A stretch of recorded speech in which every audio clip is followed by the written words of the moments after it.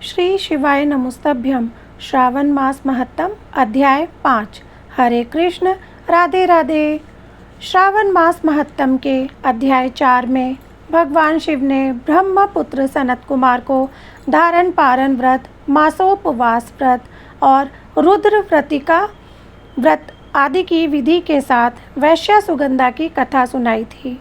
अब आज इस अध्याय में श्रावण मास में किए जाने वाले विभिन्न व्रत अनुष्ठानों और रविवार व्रत वर्णन में सुकर्मा ब्राह्मण की कथा सुनेंगे। तो शुरू करते हैं। और शुरू करने से पहले हमेशा की तरह हम लेते हैं भगवान गणेश जी का नाम। बोलो गणपति महाराज की जय। और लेते हैं माता पार्वती और शिव जी से आशीर्वाद कि उनकी कृपा आप सब पर, हम पर यूं ही बनी रहे। अब करते हैं शुरू।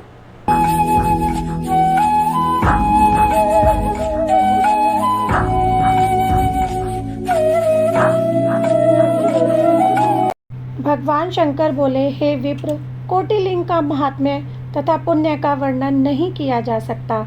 जब एक लिंग महात्म्य की कथा कहना ही असंभव जान पड़ता है तो फिर कोटिलिंगों का महात्म्य कौन कह सकता है। यदि मनुष्य में कोटिलिंग निर्माण करने की शक्ति न हो तो उसे केवल 1000 लिंगों का निर्माण करना चाहिए।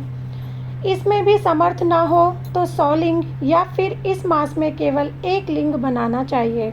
इस मास में केवल 1 लिंग बनाने पर भी जीव मेरे पास निवास कर सकता है।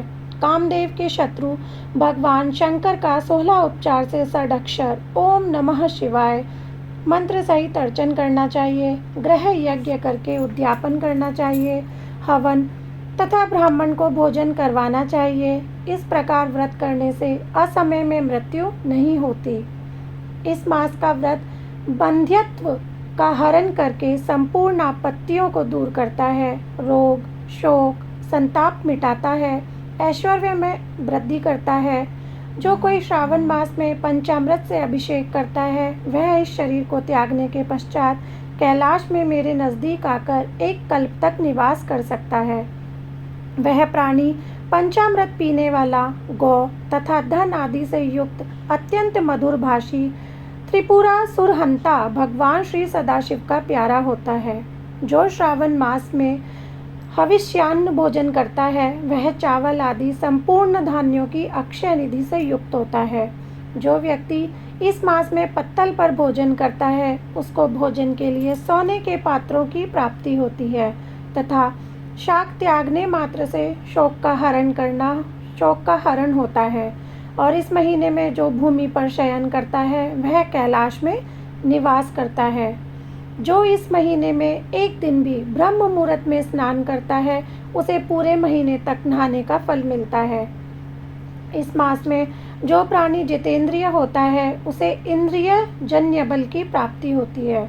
इस मास में स्फटिक मणि, पाषाण, मिट्टी तथा मरकत मणि निर्मित शिवलिंग या स्वयं उत्पन्न या बनाए हुए या पिसान निर्मित अथवा पीतल या चंदन, मक्खन निर्मित शिवलिंग में 1 बार अर्चन करने मात्र से 100 ब्रह्म हत्या का पाप मिट जाता है।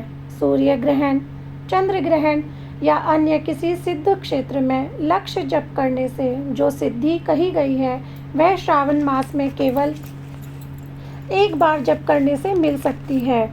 किसी दूसरे समय में की नमस्कार तथा प्रदक्षिणा से जो 1000 बार का फल मिलता है वह फल इस महीने में केवल 1 बार के नमस्कार करने तथा प्रदक्षिणा करने से मिल जाता है। यह महीना मुझे अत्यधिक प्यारा है। इस महीने में वेद पारायण करने पर सब वेद मंत्रों की अच्छी तरह सिद्धि हो जाती है। जो इस मास में श्रद्धा से स्वाध्याय करता है अथवा पुरुष सूक्त के आलस्य त्याग कर 100 पाठ करता है उसको ब्रह्म हत्या आदि अनेक पापों से छुटकारा मिल जाता है। इसमें रत्ती भर भी संशय नहीं है। हे सनत कुमार, यह गुरु शैया पर पाप करने का उत्तम प्रायश्चित है और इसके तुल्य पापनाशक, पवित्र, पुण्य फलदायक अन्य साधन नहीं है। मनुष्य को चाहिए कि इस महीने में बिना पुरुष सूक्त पाठ के 1 दिन भी ना बितावे। जो कोई इसको अर्थवाद मात्र कहता है वह अश्वमेघ नरक को जाता है। प्राणी को समिधा, चरु, तिल और घी से गृह यज्ञ करना चाहिए। धूप, गंध, पुष्प, नैवेद्य आदि के द्वारा अर्चन करना चाहिए। भगवान सदाशिव के रूपों का यथोचित ध्यान करके अपनी सामर्थ्य अनुसार कोटि होम, लक्ष्य होम और अयुत हवन करें। तिलों का व्याहति मंत्रों द्वारा हवन करना चाहिए। इसी को गृह यज्ञ का नाम दिया गया है। हे सनत कुमार, अब मैं वार व्रत कहूँगा, ध्यान पूर्वक सुनो। इस संबंध में एक पुरातन इतिहास कहता हूँ। रमणीक प्रतिष्ठानपुर में सुकर्मा नामक एक दरिद्र ब्राह्मण रहता था। वह भिक्षा पर ही अपना गुजारा चलाता था। एक दिन वह एक गृहस्थ के घर में भिक्षा के लिए गया। वहाँ कुछ स्त्रियां आपस में मिलकर रविवार का व्रत कर रही थी। उस ब्राह्मण को देखकर उन स्त्रियों ने पूजन सामग्री को शीघ्रतापूर्वक ढक दिया। उधर ब्राह्मण को अर्चन विधि जानने की लालसा थी। उसने उन स्त्रियों से कहा, आप सबने इस व्रत को क्यों ढक दिया? आप सब साध्वी हैं, कृपा करके मुझसे इस व्रत की विधि कहिए। समदृष्टि रखने वाले सज्जनों का तो उपकार ही स्वार्थ है, क्योंकि परोपकार जैसा दूसरा धर्म तीनों लोकों में नहीं है। मैं दरिद्रावस्था के कारण अत्यंत दुखी हूँ, अतः आप इस उत्तम व्रत का विधान तथा फल मुझे बताएं, मैं इस व्रत को करूँगा। स्त्रियों ने कहा, हे ब्राह्मण, यदि व्रत में उन्माद या प्रमाद अथवा विस्मरण, भक्तिहीनता या अनास्था करोगे तो यह व्रत निष्फल हो जाएगा, अतः इस व्रत को तुम्हें कैसे दें? ब्राह्मण ने कहा, मैं ऐसा नहीं करूँगा।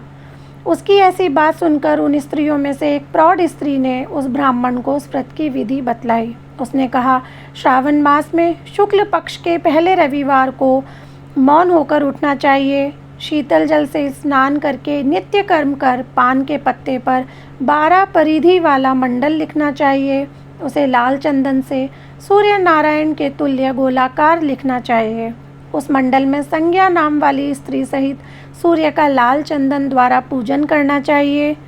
घुटने जोड़कर जमीन पर बैठकर सूर्य के 12 मंडलों पर अलग अलग लाल चंदन से युक्त लावा तथा जपा ओडुहल पुष्प द्वारा अर्घ्य श्रद्धा भक्ति से सूर्य नारायण को देना चाहिए। अर्घ्य को रक्ताक्षत, जपा पुष्प और उच्चार द्वारा युक्त करें। नारिकेल बीज और खांड शर्करा से युक्त सूर्य के मंत्र पढ़कर नैवेद्य देना चाहिए। सूर्य के 12 मंत्रों द्वारा स्तवन करना चाहिए। 12 बार नमस्कार करना चाहिए। 12 बार प्रदक्षिणा करनी चाहिए। फिर 6 सूतों को एक में मिलाकर उसमें 6 ग्रंथियां लगानी चाहिए। उस सूत्र को भगवान श्री सूर्य नारायण को अर्पण करके उसे अपने कंठ में बांध लेना चाहिए। 12 फल से संयुक्त दान वामन ब्राह्मणों को देना चाहिए। कुपात्र को इस व्रत की विधि नहीं बतानी चाहिए। हे विप्र, इस प्रकार व्रत करने से निर्धन धनवान हो जाता है, निसंतान पुत्रवान हो जाता है, कोढ़ी का कोढ़ मिट जाता है, बंदी खाने में पड़ा हुआ बंदी खाने से छुटकारा प्राप्त कर लेता है, रोगी का रोग मिट जाता है। हे विप्र, अधिक क्या कहूँ, प्राणी जिस जिस वस्तु की इच्छा करता है वह इसको इस व्रत के प्रभाव से प्राप्त हो जाती है। इस विधि से यदि श्रावण मास में 4 रविवार हो तो 4 व्रत करें, और यदि 5 रविवार हो तो 5 व्रत करें। व्रत के पूर्ण फल की प्राप्ति के लिए उद्यापन करें। हे विप्र, इस प्रकार व्रत करने से कार्य सिद्धि होती है। हे ब्राह्मण, उन स्त्रियों से इस प्रकार व्रत की विधि जानकर अपने घर को वापस लौट आया। उसने घर आकर अपनी दोनों कन्याओं को भी व्रत की विधि बतलाई। उस व्रत के केवल सुनने से और अर्पण तथा दर्शन मात्र से वह कन्याएं अत्यंत सुंदर हो गईं तथा उसी दिन से उस ब्राह्मण के यहाँ लक्ष्मी निवास करने लगी। कई विधियों और कई तरीकों से उस ब्राह्मण के यहाँ लक्ष्मी आई। वह धन कुबेर हो गया। एक दिन राजा ने मार्ग में से गुजरते हुए उन कन्याओं को अपने मकान की खिड़की पे खड़े देख लिया। रूप की खान उन दोनों बहनों को देखकर वह देखता रह गया। वह उन पर मोहित हो गया। उसने ब्राह्मण को बुलाया और अपने लिए उसने दोनों कन्याओं को मांग लिया। ब्राह्मण ने भी प्रसन्न होकर उन दोनों कन्याओं को राजा को दे दिया। कन्याएं भी राजा जैसा पति प्राप्त करके प्रसन्न हो गई। फिर उन्होंने इस व्रत को किया तो पुत्र पौत्रादि से युक्त हो गए। हे सनत कुमार, मैंने अभ्युदय को देने वाले इस व्रत को आपके सामने कहा है। हे ब्रह्मपुत्र, जिस व्रत के सुनने मात्र से सब इच्छाओं की पूर्ति हो जाती है, तो इसके अनुष्ठान के फल का क्या कहना। इस प्रकार श्री स्कंद पुराण के अंतर्गत ईश्वर सनत कुमार संवाद में श्रावण मास महत्तम में प्रकीर्णक नामक व्रत, रविवार व्रत आदि कथन नामक 5वां अध्याय समाप्त हुआ। इस 5वें अध्याय को सुनने सुनाने से दरिद्रता का नाश होता है तथा शिव धाम की प्राप्ति होती है। जोर से जयकारा लगाओ, ओम नमः शिवाय, जय शिव शंभु। और अब सुनते हैं शिव चालीसा। श्री गणेश गिरजा सुवन मंगल मूल सुजान, कहत अयोध्या दास तुम देहु अभय वरदान। जय गिरजापति दीन दयाला, सदा करत संतन प्रतिपाला। भाल चंद्रमा सोहत नीके, कानन कुंडल नाग फनी के। अंग गौर शिर गंग बाहे, मुंड माल तन शार लगाए। वस्त्र खाल बागंबर सोहे, छवि को देख नाग मुनि मोहे। मैना मातु की हवे दुलारी, बाम अंग सोहत छवि भारी। कर त्रिशूल सोहत छवि भारी, करत सदा शत्रुन क्षयकारी। नंदी गणेश सोहे तह कैसे, सागर मध्य कमल है जैसे। कार्तिक श्याम और गणराऊ, या छवि को कही जाते न काऊ। देवन जबई जाय पुकारा, तबई दुख प्रभु आप निवारा। किया उपद्रव तारक भारी, देवन सम्मिली तुम्ही जुहारी। तुरस सडानन आप पठायऊ, लम निमेष महामारी गिरायऊ। आप जलंधर असुर सहारा, सुयस तुम्हारे विदित संसारा। त्रिपुरा सरस अनुयुद्ध मचाई, तबई कृपा कर लीन बचाई। किया तपई भागीरथ भारी, पूर्व प्रतिज्ञा तासु पुरारी। दानिन महतम समको नाही, सेवक स्तुति करत सदाई। वेद नाम महिमा तब गाई, अकट अनादि भेद नहीं पाई। प्रगट उदधि मंथन में ज्वाला, जरस सुरासुर भय विहाला। कीन दया तह करी सहाई, नीलकंठ तब नाम कहाई। पूजन रामचंद्र जब कीना, जीत के लंक विभीषण दीना। सहस कमल में हो रहे धारी, कीन परीक्षा तबई पुरारी। एक कमल प्रभु राखे उजोई, कमल नयन पूजन चह सोई। कठिन भक्ति देखी प्रभु शंकर, भय प्रसन्न दिए इच्छित वर। जय जय जय अनंत अविनाशी, करत कृपा सबके घटवासी। दुष्ट सकल नित मोहि सतावे, भ्रमत रोहि में चैन नावे। त्राहि त्राहि मैं नाथ पुकारी, यही अवसर मोहि आने उबारो। लै त्रिशूल शत्रुन को मारो, संकट से मोहि आने उबारो। मातु पिता भ्राता सब होई, संकट में पूछत नहीं कोई। स्वामी एक है आस तुम्हारी, आए हरऊ अब संकट भारी। धन निर्धन को देत सदा ही, जो कोई जांचे सो फल पाई। स्तुति कहे विधि करो तुम्हारी, अक्ष्मौ नाथ अब चूक हमारी। शंकर हो संकट के नाशन, मंगल कारण विघ्न विनाशन। योगी यति मुनि ध्यान लगावे, नारद शारद शीश नवावे। नमो नमो जय नमो शिवाय, सूर ब्रह्मादिक पार न पाए। जो यह पाठ करे मन लाए, तापर होते है शंभु सुहाई। ऋनिया जो कोई हो अधिकारी, पाठ करे सो पावन हारी। पुत्रहीन करे इच्छा कोई, निश्चय से प्रसाद ते ही होई। पंडित त्रयोदशी को लावे, ध्यान पूर्वक होम करावे। त्रयोदशी व्रत करे हमेशा, तन नहीं ताके रहे कलेशा।